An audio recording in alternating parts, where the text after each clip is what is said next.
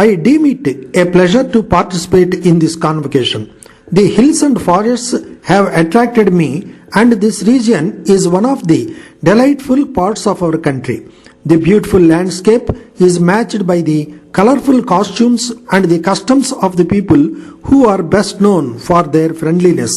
I was going to say the weather is also perfect, but the Vice Chancellor spoke too soon about the sun coming up.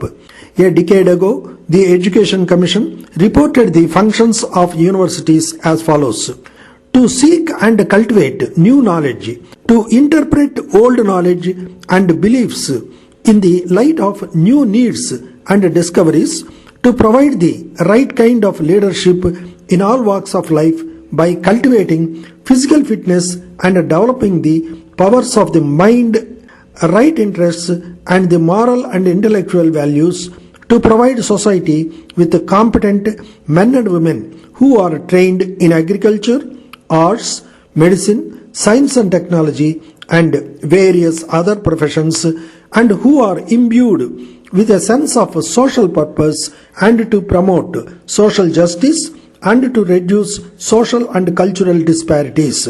This is a summing up of some objectives of higher education. What it does not mention is the fostering of responsibility. Education is a process of training the various faculties of a person, enabling him to achieve harmony between them and to become more keenly conscious of his responsibility to his country and to humanity as a whole. It is not merely what you learn, but how you use your knowledge and what sort of person you become. The modern educational system in India has drawn inspiration mainly from the Western model, stressing individual advancement. It has become a means to a degree of other external criteria for an employment. The main emphasis has been on getting and not on giving. Concern for and cooperation with others and feeling responsible for corporate welfare has been comparatively neglected. The truth is that the more you offer to life in thought and in action, the greater your opportunities. The more you serve not to yourself but to your country and your people, the greater will be your contentment and sense of fulfillment. But with all its limitations, our educational system has produced an impressive number of public spirited and talented men and women. Since independence, expenditure on education has increased and the educational system has been imbued with a deeper social purpose. It has opened its doors to backward regions and to the strata of society which had earlier been deprived. It has brought social mobility in static body. That is why, although prudence demands limiting the number of admissions to colleges, so far we have not followed a restrictive policy. It is essential for national well-being to break the old walls of privilege and ensure that new hurdles do not obstruct the progress. Education and employment have led to a new consciousness of national unity. A young person born in any part of the country, however remote from cities and centers of industry and commerce it be, should consider the entire country as his. Impressive institutions have been built for research in the natural and social sciences. Increasing attention is being given to vocational and technological training. In fact, in certain branches of technology, we are virtually self-reliant.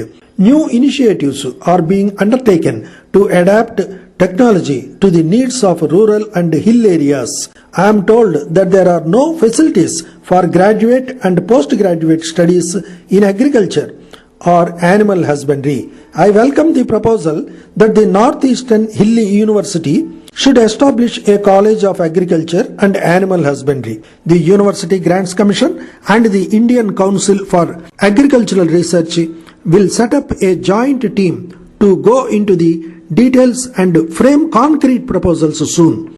The old Indian concept of education went far beyond formal education, for it aimed at creating better men and women, stretching their capacity and awareness to the utmost. There are as many definitions of education as there are people. To my mind, education is the spirit of enquiry, the ability to keep one's mind and heart open to beauty and goodness, indeed all that surrounds us, to be able to think and judge for oneself. Education should inculcate a lifelong habit of learning, and today this is all the more necessary because the corpus of knowledge is increasing at a tremendous pace, making obsolete what one has learned. Every nation must constantly reconcile the claims of continuity with the compulsions of change. Change is inevitable. If we do not meet it halfway, it will overwhelm us. We have to reconcile immediate needs with future welfare, and we have also to reconcile national unity with local diversity. It is generally thought that uniformity strengthens while diversity weakens. But our own national genius has been to build strength in diversity.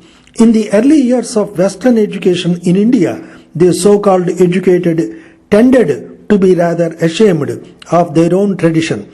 We were constantly reminded of the salutary aspects. Later, there was a rediscovery of the essence of the old culture, and with it grew national self-confidence. I am glad to see that most tribal people respect their own distinctive inheritance of song, dance, craft and costume, and are anxious to preserve and revive these while taking advantage of the intellectual and technological benefits of what is known as modernity. My felicitations to you all.